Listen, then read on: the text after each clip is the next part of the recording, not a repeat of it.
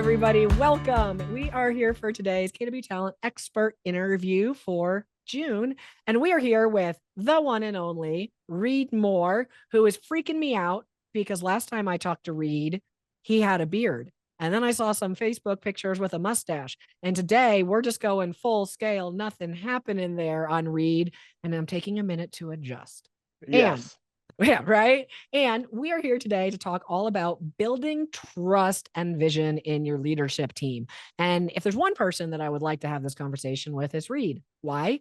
Reed is one of the folks I know who has done this really well. He's built a big business. He's got a solid team. He's not having culture implosions. And it is not for lack of him screwing things up, y'all. Let's just be very clear. We all screw things up along the way. Like, Reed having a mustache for a month. It was just super weird.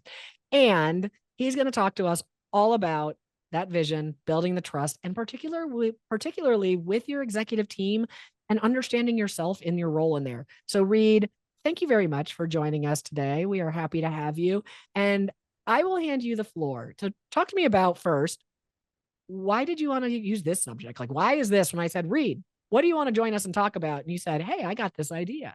Why Yeah. this? I've been in real estate now for 22 years, and in that amount of time, you get an opportunity to see a lot of people going through challenges and struggles, while you're scratching your head trying to figure out your own challenges and struggles, and you just start to see patterns.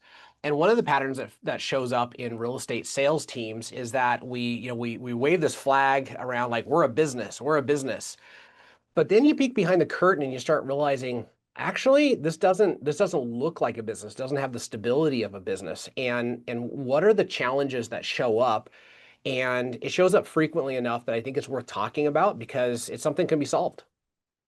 It's interesting you say that. When we peek behind the curtain, it doesn't look like a business. And how many times have we seen somebody in our industry, a rainmaker, especially in real estate? It's not just real estate, but in real estate in particular, where they're comparing themselves to the team on stage or the team that's in their sister market center. And they're looking at and they're like, well, yeah, but they do this and they do this and they're so good at this. So I'm going to do this. And I'm like, whoa, whoa, whoa, pump your brakes, because what you see on the outside is not necessarily what is behind that curtain.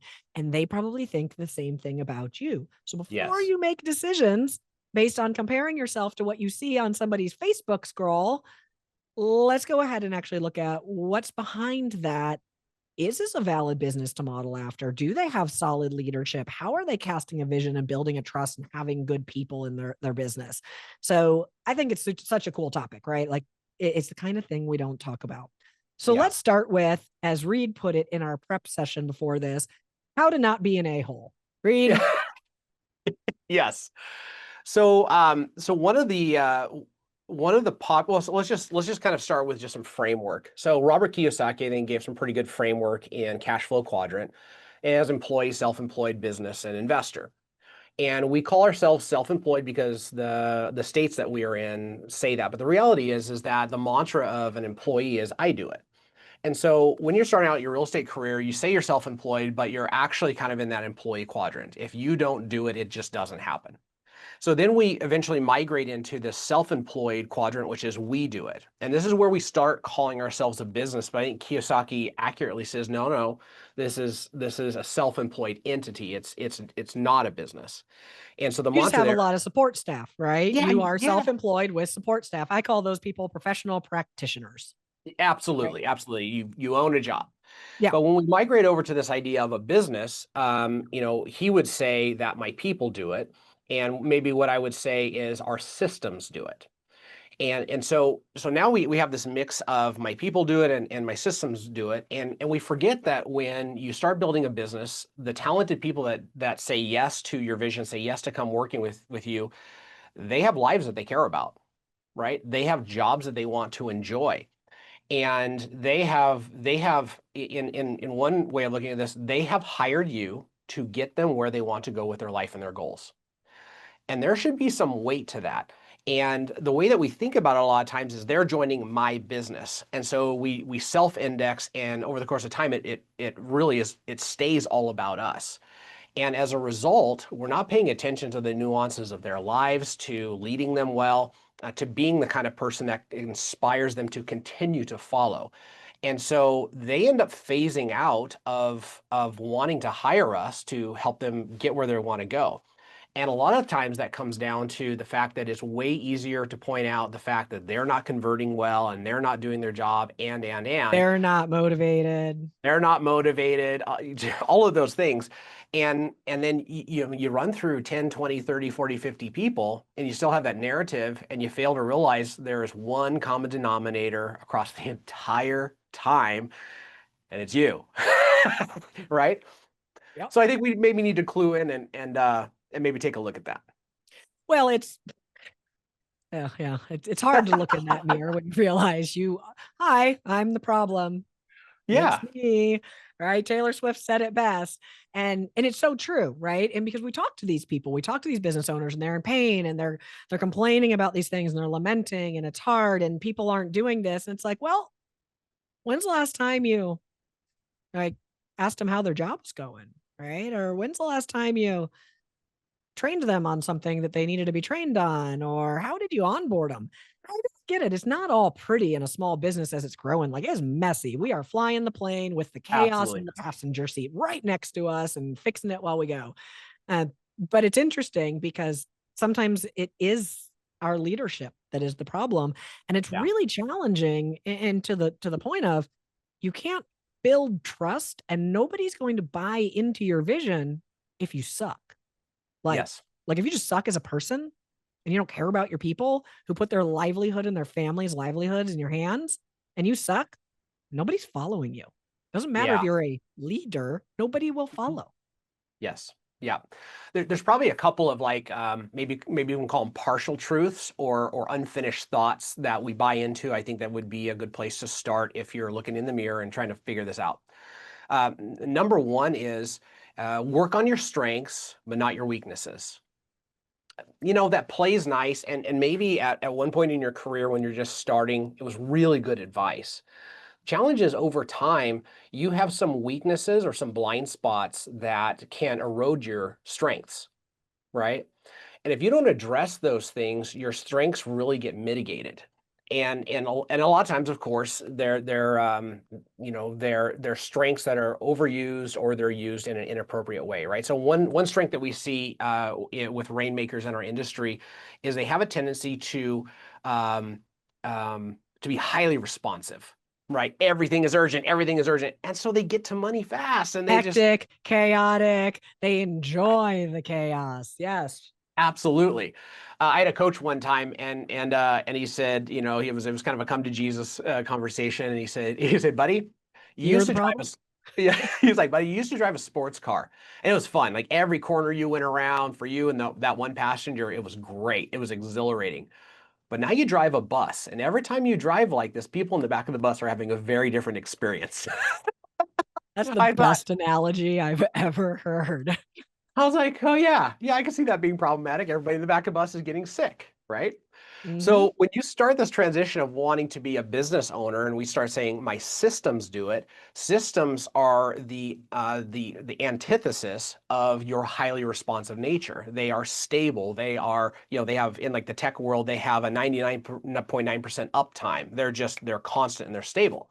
And so if I stay across my entire business in this highly responsive mode, I'm going to do a lot of damage to people who actually need to be able to be consistent. So when I'm like, why aren't you consistent about your lead generation or whatever that is, there's a good chance it tracks all the way back to your overly high responsive nature that you got to do something about. You have to Well, grow it's in. interesting, right? And when we look at entrepreneurial to purposeful, and people love, I'm an entrepreneur, I hustle, I do this and I do that. And I'm like, that's cool. And it can make you a lot of money and it can get you to a certain plateau.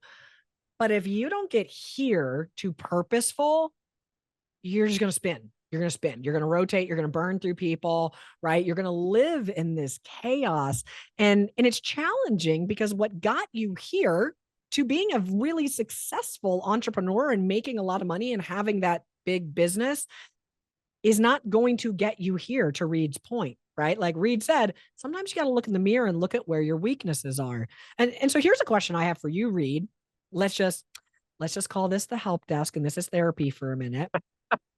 What was the weakness that you were avoiding working on that held you back until you finally said, I guess I got to do it. I guess I got to fix that thing? Consistency. It has been my arch nemesis all of my life. Everything that I'm consistent in has just been a knockdown, drag out, throw the raccoon in the closet and lock the door fight. And inconsistency is one That's of some those. Alaska analogy right there, buddy. Yeah, totally, totally. That's like take the moose and like chain it. Yeah.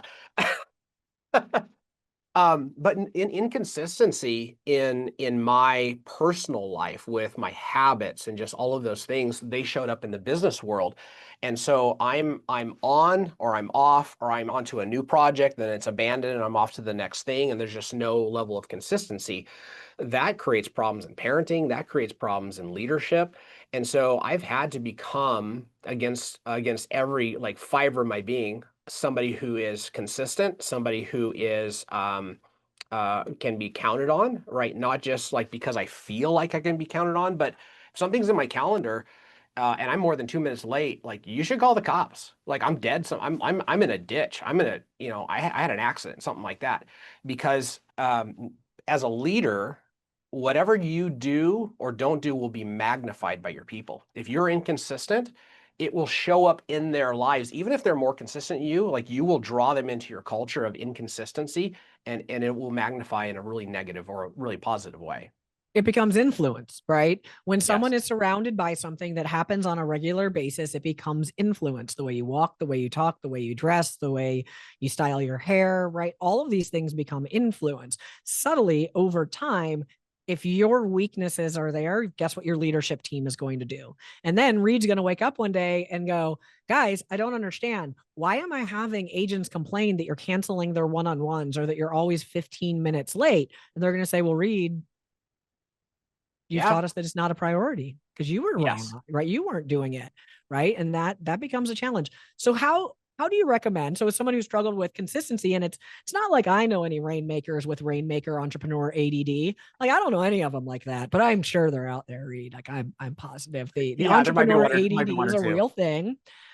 So what's your recommendation of how we address the weaknesses, right? Like how do we actually say, and Reads is a, by the way, a really popular one like that. That's a real life thing. The consistency, the entrepreneur ADD is a real thing. How do we actually overcome the weaknesses that, we don't want to overcome? Yeah, so there's kind of three steps to this that show up for me. One is vision, the second one is rules, and third one is boundaries, right? So walk me through. Let's go vision. Yes. Okay, so first of all, um, you as an entrepreneur may have some inconsistent vision. You might be able to cast a big vision when it comes to whatever the thing is that you're after, but then you constantly lose sight of all of the steps that go into that, right? So at KW, we have an MVVBP model, and functionally, the mission is the North Star. That's the thing we're targeting.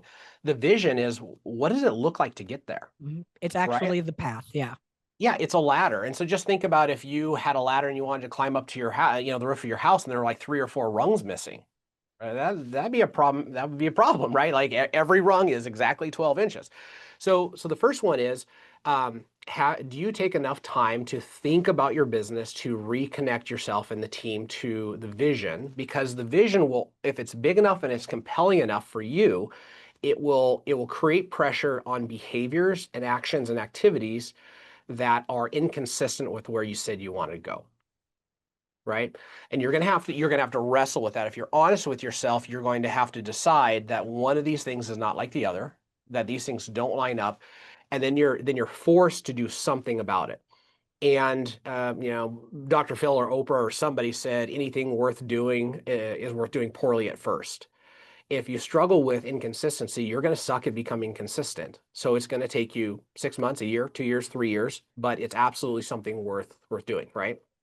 Another one is not my favorite word, and that's rules, right? What are the rules that I choose to play by? I do better with rules that I put on myself than rules that other people give me, but I still, Shocking. yeah, right. But I still struggle with these. And one of the rules that we maybe inherently have as people is we have a hierarchy of things that are important when it comes to our time naturally. But then we don't bring that into our business. So, for instance, if somebody has a kid that's being rushed to the hospital, You drop everything and you go to the hospital. It just is what it is, right? Like it absolutely supersedes everything else. And so we have this rule of like everything gets changed for this, nothing gets changed for this. And then down here on our priority list is like these things can come and go and it's just not a big deal. And so when we look at like 3 hours a day of lead generation, or we look at things like I never miss a one-on-one meeting, I had to create a stack of rules in my business for me that was when I have a one-on-one meeting in my mind, that falls just below an emergency room visit to the hospital. It doesn't flow, it doesn't fall all the way down to should I go get a cheeseburger or a burrito, right? And that's how we treat it, right? We treat it at this really really low level of priority. And so if we elevate the level of priority around our lead generation, we elevate the level of priority around our one-on-one meetings, then we're going to have more of a tendency to not bastardize that time. We're not going to trespass on that time. And so Well, it's interesting you say that because I'll tell you one of the first things I see people want to violate is the meetings they have either with themselves or with their key reports. yes. Why? Because we have the closest relationships with our key reports and we feel a comfort level that we can adjust it and we can flex it. And yeah, in a small business, sometimes you need to adjust and sometimes you need to flex, but you don't ever violate and cancel it unless you absolutely have to. Yeah, absolutely. And you can erase and replace and things like that. But for the most part, if you're paying attention to your calendar in advance, there's almost no need to have to reschedule those kind of things, right? So just be, you're smart. Like don't schedule those at 11:30 on a Monday, right? Schedule them for Tuesday, Wednesday, or Thursday. Those are the least interruptible days. So you're just going to do some of those things, and then you're going to start putting boundaries in place, right? You're going to have to learn how to say no. And this is a harder thing for a lot of people is we know we have to put boundaries around our lead generation time, but now we have to put boundaries around our time where we're meeting with people. And so the first thing I have to do is I have to just really think about what is the reason that I meet one-on-one with people. Well, if I'm having an effective meeting with an effective person, I'm multiplying my time. I'm giving that person 30 minutes of my time or an hour of my time, and they're going to go out and do 20 hours of effective work as a result of that period of time. So it's the same thing, that you do as a coach. Somebody's with you for 30 powerful minutes, and then they're going to go away and they're going to spend somewhere between 20 and 30 hours executing at a really high level, and they're going to come back and check in with you, right? That's the value of these one-on-one meetings. Yeah. It's interesting when you look at that, right? So you say vision. Everyone's like, oh, okay, I got it. What vision?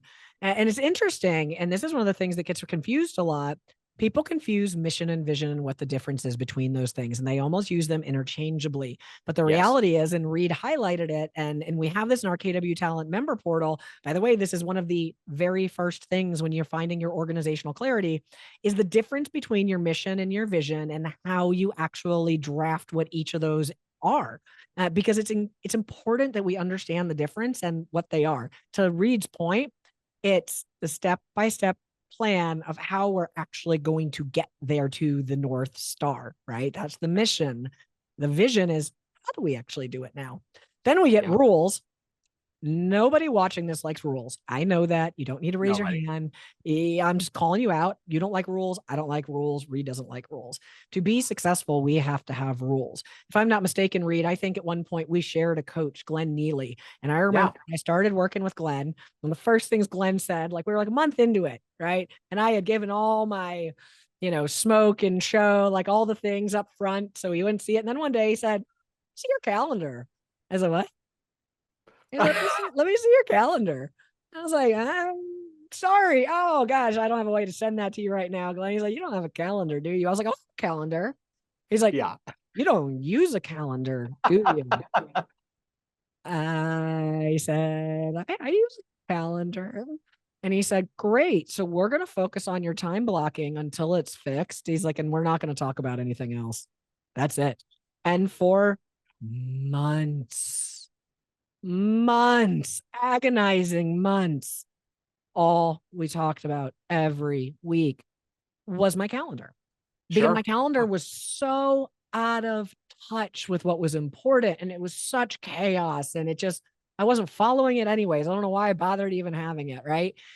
But I wasn't focusing on the things that were important. So we had to impart these rules on me. And I didn't like rules. And so I really fought it. But it's a time on task over time. You begin to adjust to it. And now I would venture to say that, like, I love my calendar. Like, my calendar tells me what to do. It helps me, it guides me, it Yes. keeps me on track, it gets things done.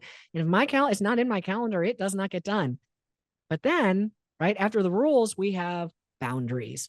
And in typical entrepreneur fashion, just like you don't like rules, you probably don't like boundaries. You don't like things that are going to, you have to make decisions about that aren't your decision in the moment that you want, that you've set pre-described things on. And the reality is in order to be successful, these are things that we've all had to overcome.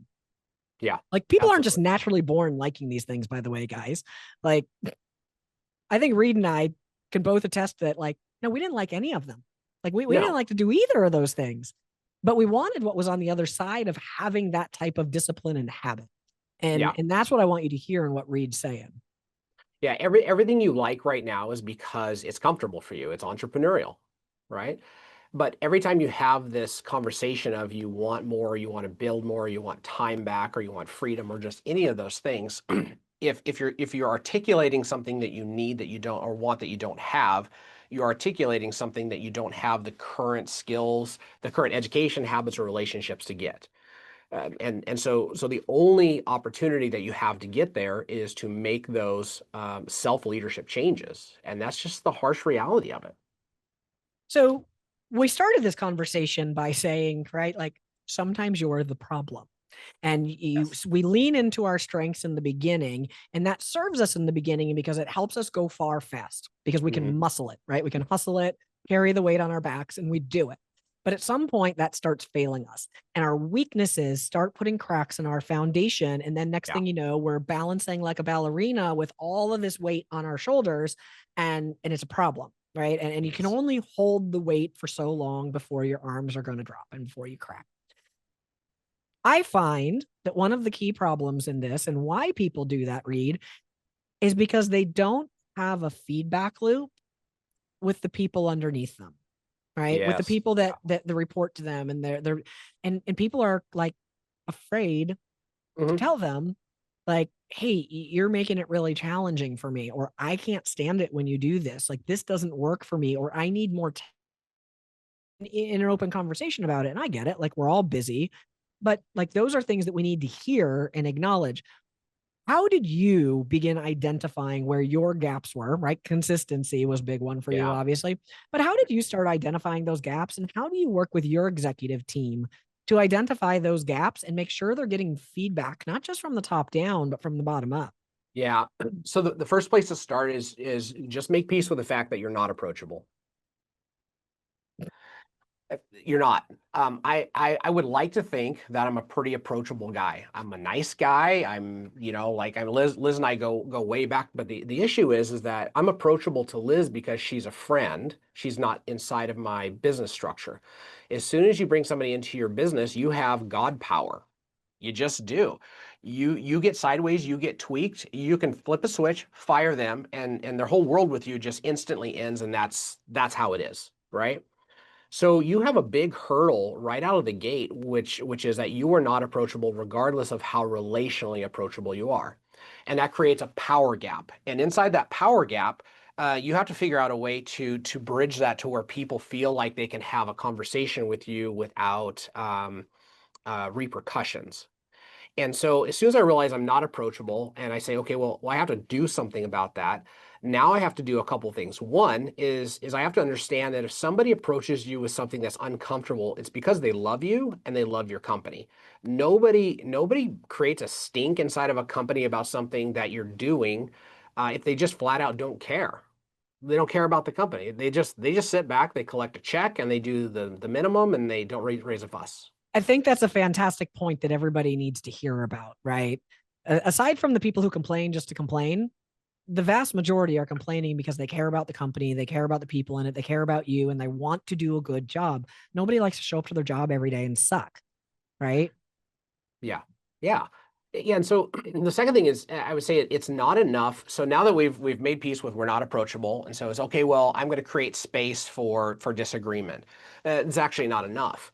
You actually have to mine for it. You have to go out and you have to find the disagreement. You have to create space for it. You have to ask great questions, and 100%. You have to be 100% perfect at this. And that is that every time somebody gives you feedback that you don't want to hear, if your tendency is to be defensive or even to be in a position where you're explaining yourself, which is a form of defensiveness, they're going to learn that you actually indeed are not approachable. Right. You're just validating the fear they had in their head that you don't care and you think you're right. Yes. So if Liz is inside my organization and she gives me feedback, my answer is one of two things. Thank you for sharing. I really appreciate that. Or can you tell me more about that? Can you give me some specific examples? Right? And they're going to give me examples, and maybe I don't agree, maybe I don't like their examples. I'm going to say, okay, thank you for that. Once I do that, I actually have to go away and process it. I have to think, like, what am I going to do with this? And if you process it and then come back, it doesn't mean you have to take their advice, but it means you do have to come back and circle around with them, close the feedback loop and say, hey, I heard you. Here's what I heard you say. Is that accurate? Yes. Okay. Here's the reason that we've chosen to do it that way, and here's kind of the consequences that we've found over time to not do them that way. So that's the reason we do it this way. Or, I heard you. This is not the most effective thing. I don't know that I have the bandwidth right now to figure this out, but we're going to be working on this in the next 3 months or the next 6 months, right? That says, I heard you, I listened, I didn't bite your head off, I didn't, pat you on the head and send you away. If you do that, you're still unapproachable, but but people will start to take that risk more frequently, and you will operate without as many blinders. And the higher you go, what's interesting on that, right? Like the higher you go, the less people want to give you feedback. Yes. I was having a conversation with Gary one time and I was like, people don't tell you you're wrong, do they? Like they just Yeah. don't. And it's because I had told him he was wrong on something. And the look of horror through the Zoom, I was like, well, I'm unemployed now. That's cool. Yeah. And I was like, yeah, people just don't tell you. And he wasn't offended. I mean, I think he was just shocked, right? Like, cause I was like, with all due respect, I was like, I completely disagree. You're wrong. And Yeah. those of you that know me know I'm very opinionated. And when I disagree with something, I'm going to vocalize that. And thankfully, I'm still employed. And it's just, and so we had a conversation about it. And it's actually statistically proven that the higher you go in your status, in your education, in your income, in your organization, the less likely you are to get feedback, the more ignorant you become. Right. Yes. So the Yes. higher you go, the more ignorant you become to the things that you don't even know that you are doing wrong. Like Reed's framework on there of just here's the two things that I say, right? Like that this is clearly a script. I can probably hear in my mind, Reed has said that to me before when I have probably said something to him that he's like, okay, got it. Yeah. Thank you for telling me that, Liz. Right. And it's important because to his point, he can leave now and process that. Right. Hmm. So whether he agrees with what I had to say or not is irrelevant. He heard me and he took the time to process it. And I Yeah. think that's really important. Right. Having that feedback and just creating that framework and telling people, I want your feedback isn't enough. Right. And it's part of the culture to actually find it and to dig for it and to ask those things and to really say, I don't have the answers and I need you to tell me your thoughts on it. Yeah. Absolutely. Yeah. All right, Reed, we got 1 minute. Okay. What So is what do you want to leave everybody with? What's our moral of the story or our wrap up you want to leave them with? yeah, ultimately, you want a culture of trust, and a culture of trust is built off of three things. It's built off of character. Who are you? Right? It's built out of your